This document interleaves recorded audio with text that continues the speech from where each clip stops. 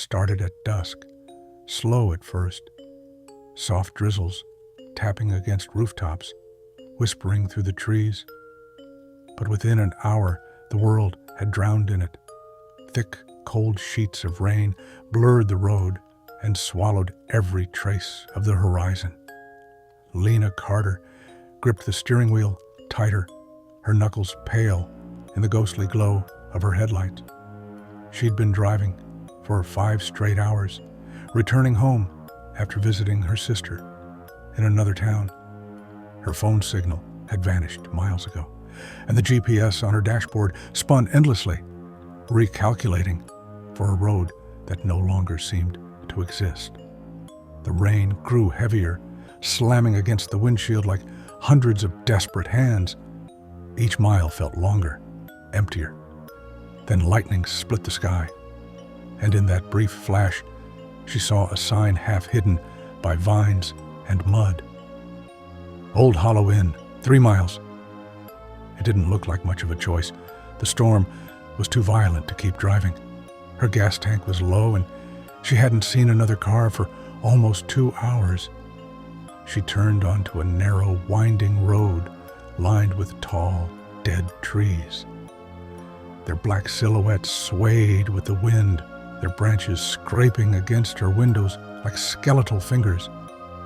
By the time she reached the inn, her nerves were frayed. The Old Hollow Inn looked like it had been standing for centuries. 3 stories of rotting wood and dark windows, leaning slightly, as if tired of holding its own weight. One dim lantern flickered near the door, its glow barely piercing the rain. Lena hesitated, then stepped out. The rain instantly soaked her through, icy water clinging to her skin. She hurried up the steps and banged on the door. It opened before she could knock twice. A woman stood there, small, frail, her gray hair neatly tied back. Her face was deeply wrinkled, but her eyes were bright, sharp, and too still. "You shouldn't be traveling tonight," the woman said softly. "The rain brings things out of the dark." Lena forced a nervous laugh. "Yeah, it's awful out there. I just need a room for the night." The woman smiled, revealing small yellow teeth. "Of course, dear. Just you?" "Yes." "Good. Room 9 is ready.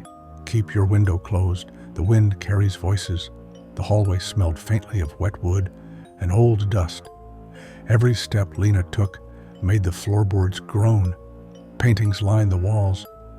Portraits of people she didn't recognize, each face painted with strange detail, their eyes following her as she moved.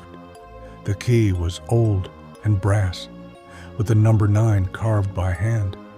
Inside, the room was simple but unsettlingly quiet. A single lamp flickered on the nightstand beside an antique bed.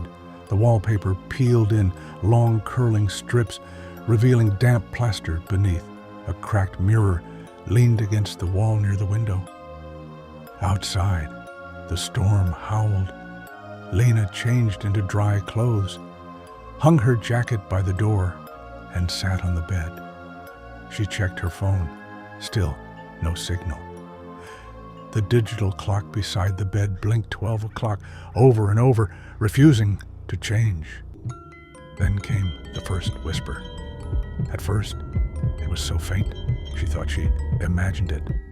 Just the wind, or maybe the rain, echoing through a pipe. But then she heard it again, clearer this time. "Help me!" Her heart skipped. She froze, glancing at the door. Silence, then again, closer. "Please, help me." The sound was coming from the mirror. Lena slowly stood, her bare feet brushing against the cold floor. The mirror shimmered in the dim light. A flicker, a shape, moved behind her reflection. For a moment she thought she saw someone standing there. A girl, drenched, pale, her hair plastered to her face. Lena turned around. Nothing. Thunder cracked, shaking the window. When she looked back, there were wet handprints on the inside of the mirror. The doorknob rattled suddenly. Lena jumped. "Lena!"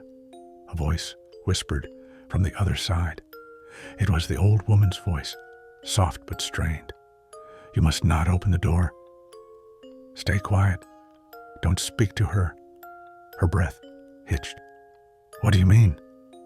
But the woman was gone. Only the rain answered. Lena backed away from the door. She could hear faint sobbing now, a child's sobs, just outside her room. They grew louder, closer, until it felt like the crying was right beside her ear.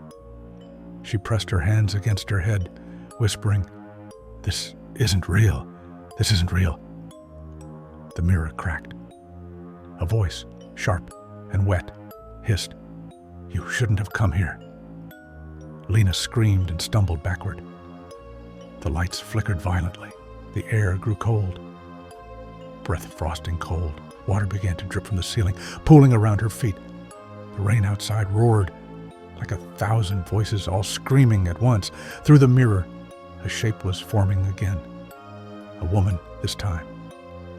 Her skin was as pale as bone, her dress soaked and torn, her mouth open in a silent wail. She reached forward, her fingers pressing against the inside of the mirror as if it were thin glass. Lena ran to the window, but it wouldn't open. The latch had rusted shut. She turned back just as the mirror shattered, and something stepped out. The figure was tall, its movements jerky and unnatural. It left puddles where it walked. Its eyes were empty sockets that wept black water. Lena stumbled, grabbing the lamp and throwing it toward the thing. The bulb shattered, sparks flying. For a brief instant, the creature flinched, hissing like boiling water. Then everything went dark. When she woke, the rain had stopped. The room was quiet. Too quiet. She sat up slowly, her body stiff, her throat dry. The mirror was whole again, not a single crack. The clock still blinked 12 o'clock. "Was it a dream?" she whispered. Then, faintly, from somewhere below the floorboards, drip, drip, drip. She bent down, pressing her ear to the floor. The sound was wet and steady. When she lifted her head, muddy footprints led from the window to her bed. Small ones, like a child's. She turned toward the mirror one last time. In her reflection, she wasn't alone. Behind her stood the old woman, smiling, and beside the old woman, the drenched girl, her eyes black and hollow. They whispered together, "The rain never stopped, dear. It only waited for you."